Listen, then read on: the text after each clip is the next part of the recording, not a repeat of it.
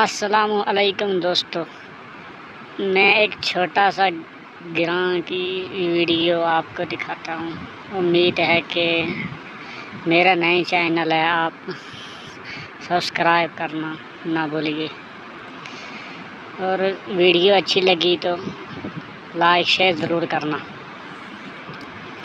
ये साथ में एक पहाड़ है और इस पहाड़ के ऊपर मकान बन रखा है, पुराना मकान है। और ये इसके साथ में पहला मकान था, बारिश दरिया की वजह से ये रुड़ गया। और बहुत छोटा छोटा जो ग्रां है